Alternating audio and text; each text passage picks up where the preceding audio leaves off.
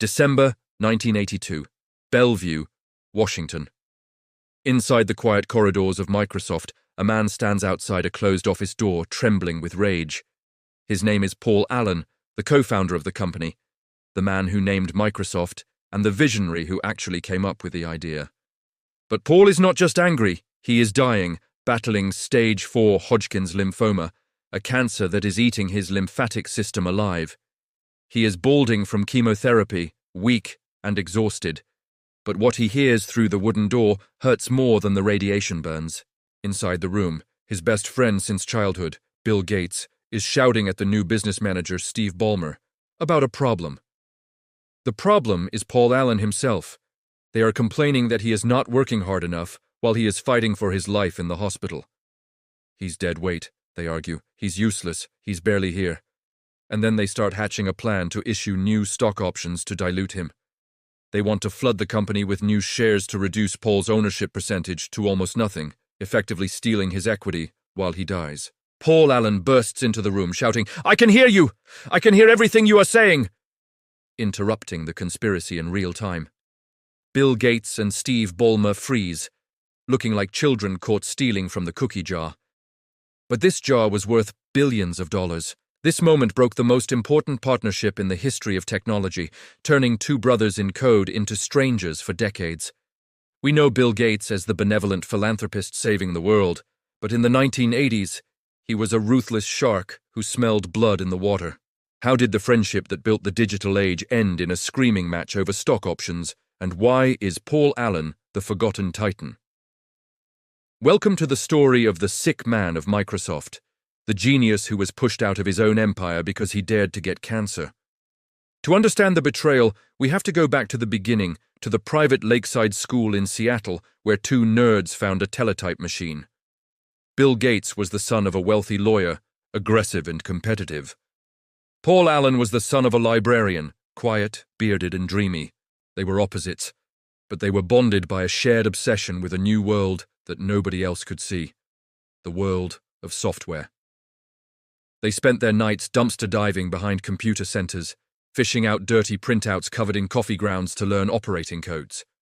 It was Paul Allen, not Bill Gates, who saw the cover of Popular Electronics in 1975, featuring the Altair 8800 and said, "This is it." He ran to Bill's dorm room at Harvard and slammed the magazine on the desk, shouting, "It's happening without us! The revolution is starting!" Paul convinced Bill to drop out of Harvard. Paul came up with the name Microsoft, and Paul flew to Albuquerque to sell their first code. He wrote the bootloader for the Altair on the plane ride there, finishing the code in midair with a pencil, a feat of absolute genius. But from the very first day of the company, the dynamic was toxic. Bill Gates believed that he was the boss, and Paul was the sidekick. When they incorporated, Bill demanded a 60-40 split of the company, arguing that he had done more work on the basic language code. Paul, being the gentle giant who hated conflict, agreed to the 60-40 split just to keep the peace and move the company forward. But a few months later, Bill came back and demanded a 64-36 split, claiming he was sacrificing more by leaving Harvard, which was absurd. Paul Allen hesitated, but Bill threatened to walk away and kill the company if he didn't get his way, so Paul caved again to the bully. This 64-36 split would cost Paul Allen billions of dollars in the future, but it established a pattern: Bill takes and Paul gives. Microsoft moved to Seattle, and the culture became a reflection of Bill Gates' personality. Aggressive, loud, and hyper-competitive. Bill would walk into meetings and scream, "That's the stupidest thing I've ever heard," humiliating programmers just to assert his dominance. Paul Allen was the cooler head, the idea man who looked 10 years into the future, while Bill was the executor who crushed the competition. It was Paul who negotiated the deal of the century, buying a crude operating system called QDOS for $50,000 to resell it to IBM. They bought it from a local programmer, slapped the IBM label on it, and licensed it as MS-DOS, retaining the ownership rights for themselves. This deal made them the gatekeepers of the PC revolution, ensuring that every computer sold on Earth would pay a tax to Microsoft. But just as they were ascending to the throne of the tech world, tragedy struck in 1982. Paul Allen noticed lumps on his neck. The diagnosis was Hodgkin's disease, a cancer of the lymph nodes that was often fatal at the time, requiring aggressive radiation therapy.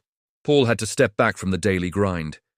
He couldn't work 16-hour days anymore. He was vomiting, losing hair, and contemplating his mortality.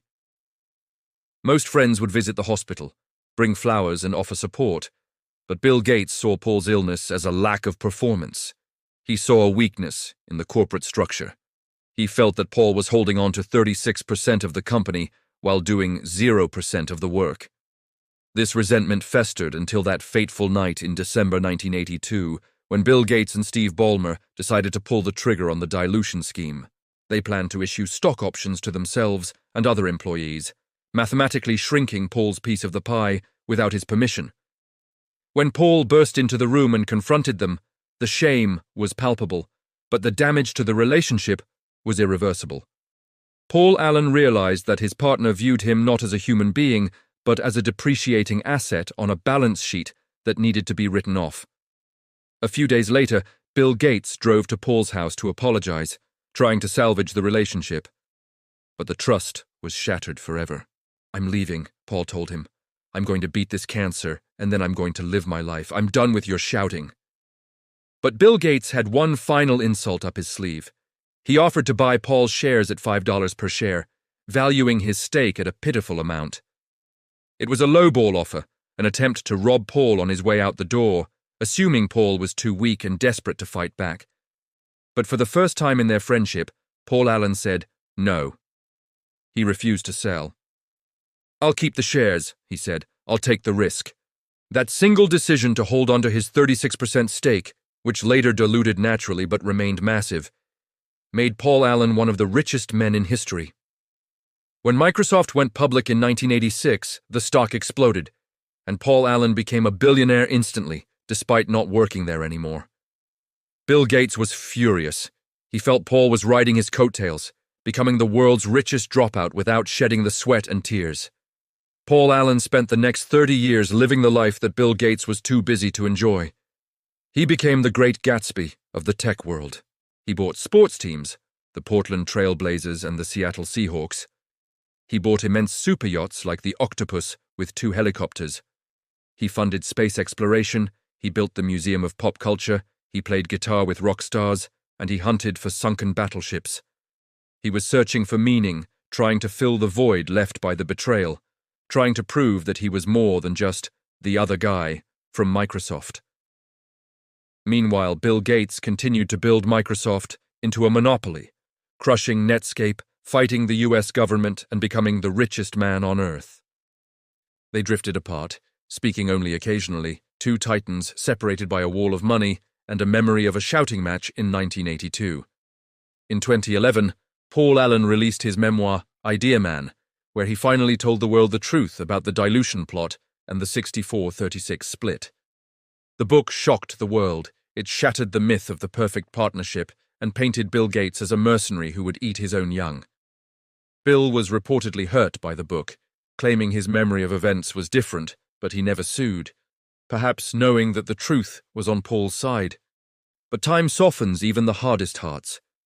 As they grew older, and as Paul's cancer returned, the 2 men began to find a fragile peace.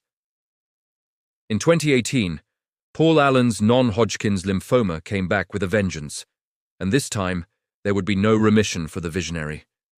He died in October 2018 at the age of 65, leaving behind a fortune of $20 billion and a legacy of quiet innovation and loud toys. After his death, Bill Gates released a statement. "I am heartbroken by the passing of one of my oldest and dearest friends. Microsoft would not exist without him." It was a kind tribute. But it couldn't erase the history of the 1980s, the arguments over equity, and the attempt to dilute a dying man. The story of Microsoft is usually told as a triumph of intellect, but it is also a story of the brutality required to build a monopoly. Bill Gates proved that to be the king, you often have to kill your brother, or at least try to steal his inheritance while he is sick. Paul Allen proved that there is life after business, that money is a tool for enjoyment and discovery, not just a scorecard to hoard. He kept his shares, he kept his dignity, And he walked away to live a life of adventure that Bill Gates, stuck in his office, could only dream of.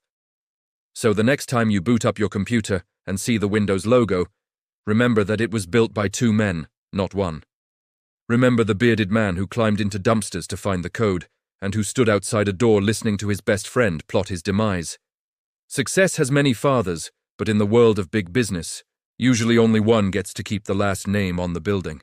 And tell me in the comments, do you think Bill Gates was just being a good businessman, or was his treatment of Paul Allen unforgivable? And if you want to know about another partnership where the creator was pushed out, watch the video about the founding of Tesla next. Don't forget to like and subscribe to Bad Blood Business, because in the Game of Thrones of Silicon Valley, you win or you get diluted.